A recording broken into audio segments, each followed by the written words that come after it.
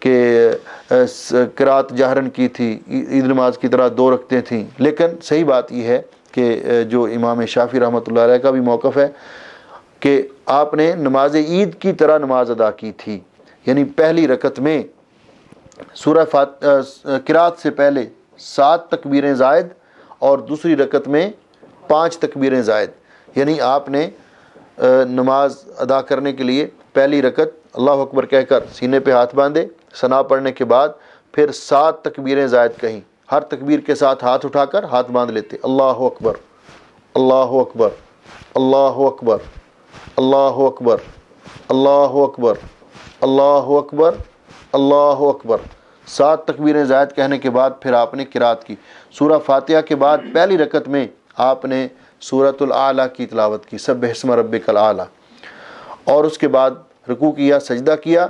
پھر دوسری رکعت کے لیے آپ اٹھے اور پہلے 5 تکبیریں کہیں جس طرح عید نماز میں کہی جاتی ہیں، اللہ اکبر اللہ اکبر اللہ اکبر اللہ اکبر اللہ اکبر، 5 تکبیریں کہنے کے بعد پھر آپ نے قرات کی اور سورۃ فاتحہ کے بعد سورۃ الغاشیہ پڑھی اور هل اتاک حدیث الغاشیہ، پھر آپ نے رکوع کیا، سجدہ کیا۔ نماز ادا کرنے کے بعد آپ پھر ممبر پہ تشریف فرما ہوئے، آپ نے ممبر رکھوایا تھا، تو آپ نے پھر خطبہ دیا، خطبے کے اندر ذکر اللہ تعالیٰ سے دعا کی، استغفار کیا، آپ نے ترغیب دلائی اپنے گناہوں کی معافی مانگنے کی، اور خطبے کے اندر آپ جو دعا کرتے تھے اس دعا کے اندر آپ نے اللہ تعالیٰ سے دعا کرتے ہوئے الحمدللہ رب العالمین الرحمن الرحیم مالک یوم الدین لا الہ الا اللہ یفعل ما یرید اللہم لا الہ الا انت الغنی ونحن الفقراء انزل علینا الغیث واجعل ما انزلت لنا قوتا وبلاغا الی حین۔ آپ نے یہ دعا کی، اور یہ الفاظ بھی آپ خطبے میں بار بار کہتے تھے کہ اللہم اغثنا اللہم اغثنا اللہم اغثنا۔ اور اس کے بعد آپ نے خطبہ ختم کرنے کے بعد ممبر پہ ہی اپنی چادر کو تبدیل کیا، آپ چادر اوپر لے کر آئے تھے، اور یہ چادر کو تبدیل کرنے کا مسئلہ کہ ایک تو چادر ہوتی ہے جو انسان نے اوپر اوڑھی ہوتی ہے، اور یہ جو عام طور پہ عرب بشت پہنتے ہیں یہ اس چادر کے زمرے میں آتی ہے، یا کسی نے کوٹ وغیرہ پہن رکھا ہو تو یہ اسی زمرے میں آتا ہے، لیکن یہ جو غطرہ اور شماغ ہے اس کے بارے میں اختلاف ہے، ٹوپی کے بارے میں اختلاف ہے، ٹوپی امامے کے حکم میں آتی ہے، اور شیخ العثیمین کے نزدیک یہ غطرہ اور شماغ بھی امامے کے حکم میں آتا ہے، اس کو تبدیل کر لینا کافی نہیں بلکہ آدمی اہتمام کے ساتھ، لیکن شیخ فوزان کا فتویٰ ہے کہ یہ چونکہ ایک بڑا ہوتا ہے اور اس طرح چادر کی ٹائپ کا ہوتا ہے، اگر یہ بھی تبدیل کر لیا جائے تو کافی ہے۔ بہرحال آپ نے چادر تبدیل کی، چادر تبدیل کرنے کا انداز تھا کہ یہ دائیں طرف والا کارنر بائیں کونا سائڈ بائیں طرف لے گئے اور بائیں طرف والا دائیں طرف، چادر کا نچلا حصہ اوپر کر لیا اور اوپر والا حصہ نیچے کر لیا، اور آپ نے چادر کو تبدیل کیا۔ چادر تبدیل کرنے کے بعد آپ نے قبلہ رو ہو کر کھڑے ہو کر ہاتھ اٹھا کر دعا کی۔ آپ نے اس طرح ہاتھ اٹھائے کہ حضرت انس بن مالک رضی اللہ تعالیٰ عنہ فرماتے ہیں کہ نبی کریم علیہ السلام نے مبالغے کے ساتھ اس طرح ہاتھ اٹھائے حتیٰ یرا بیاض ابطیہ، کہ نبی علیہ السلام کے بغلوں کی سفیدی نظر آ رہی تھی، یعنی سر سے اوپر نہیں کیے تھے لیکن سینے کے برابر اس طرح ہاتھ اٹھائے کہ جس طرح آپ کے بغلوں کی سفیدی نظر آ رہی۔ اور آپ نے جس وقت لوگوں نے بھی اسی طرح چادریں تبدیل کی اور قبلہ رو ہو کر دعا کرتے رہے بارش کے لیے نبی علیہ السلام کے اقتداء میں۔ جب آپ نے جمعے میں ہاتھ اٹھائے تھے دعا کے لیے تو حافظ ابن حجر رحمۃ اللہ علیہ نے فتح الباری میں لکھا ہے کہ لوگوں نے بھی ہاتھ اٹھائے تھے، لوگوں نے بھی ہاتھ اٹھائے تھے، تو اسی لیے یہ مسئلہ اخذ کیا جاتا ہے کہ اگر ممبر پر امام کبھی دعا کے لیے ہاتھ اٹھاتا ہے تو لوگوں کو اٹھانے چاہیے، اور اگر نہیں اٹھاتا تو پھر نہیں اٹھانے چاہیے۔ اگر امام اٹھاتا ہے تو یہ صلاۃ الاستسقاء کا مختصر طریقہ تھا جو میں نے آپ کے سامنے بیان کیا کہ صلاۃ العید کے طرح ادا کیا جائے گا، اور اس کا وقت کیا ہوگا۔ ام المومنین عائشہ رضی اللہ تعالیٰ عنہ فرماتی ہیں کہ نبی علیہ السلام نے اس وقت صلاۃ الاستسقاء پڑھائی جب سورج کا کنارہ کچھ بلند ہو چکا تھا، یعنی جو عید نماز کا وقت ہوتا ہے تقریباً۔ اس لیے علماء کہتے ہیں کہ اس کے لیے مسنون کسی وقت بھی ادا ہو سکتی ہے، لیکن جو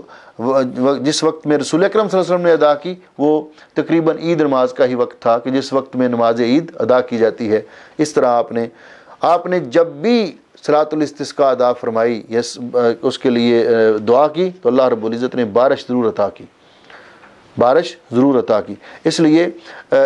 انسان کو کوشش کرنا چاہیے، اور اس سنت کا بھی یہ حیا ہونا چاہیے۔ یہاں تو ہوتا ہے الحمدللہ، سعودیہ میں بھی ہوتا ہے، اور ہمارے ملکوں کے اندر یہ تقریباً مفقود ہے۔ تو صلاۃ الاستسقاء انسان با جماعت بھی ادا کر سکتا ہے، اکیلا بھی ادا کر سکتا ہے۔ اس طریقے پر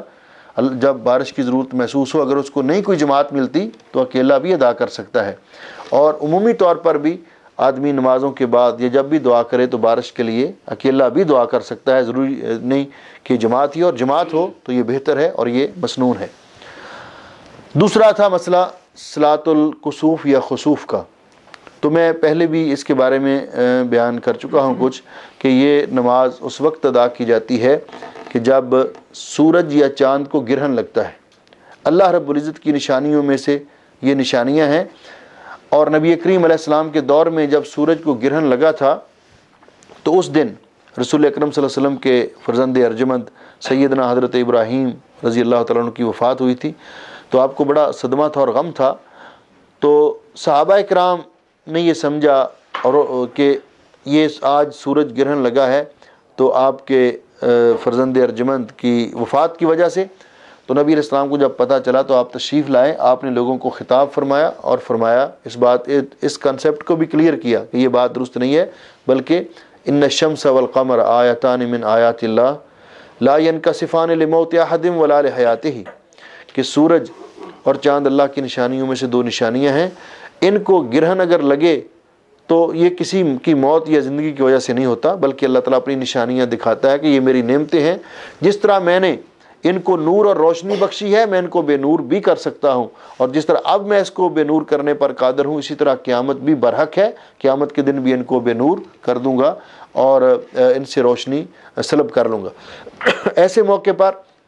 جب نبی علیہ الصلوۃ والسلام نے فرمایا کہ یہ اس کا کسی کی موت و حیات کے ساتھ تعلق نہیں، تو آپ نے فرمایا فَإِذَا رَأَيْتُمْ ذَلِكَ، جب تم ایسے حالات دیکھو، چاند کو گرہن لگا ہے، ظاہر بات ہے کہ آپ جانتے ہیں اچھی طرح کہ چاند کو گرہن عمومی طور پر دن کے 12 بجے لگتا ہے اور سورج کو گرہن رات کو 3 بجے لگتا ہے، ایسے کہ سورج کو چاند کو گرہن دن کو لگتا ہے اور سورج کو رات کو۔ آپ کہاں تھے بھئی؟ جب چاند طلوع ہوگا تو چاند کو گرہن لگے گا، تو چاند رات میں طلوع ہوتا ہے دن میں؟ تو چاند گرہن رات کو ہوتا ہے اور سورج گرہن دن کو ہوتا ہے، لیکن جب بھی چاند گرہن یا سورج گرہن کی نماز ادا کی جائے گی، رات میں چاند گرہن کی نماز، دن میں سورج گرہن کی نماز، لیکن اس میں قرات جہرن ہوگی، یہ کہنا چاہتا تھا۔ تو نبی علیہ السلام نے فرمایا اذا رأیتم ذالک، جب تم دیکھو کہ چاند کو یا سورج کو گرہن لگا ہے، فافزعوا الی اللہ، تو اللہ تعالیٰ کی طرف رجوع کرو اور تصدقوا، صدقہ کرو، اللہ سے استغفار کرو، وصلوا، اور نماز ادا کرو۔ اس موقع پر آپ نے جو نماز ادا کی وہ نماز بھی 2 رکعت ہے،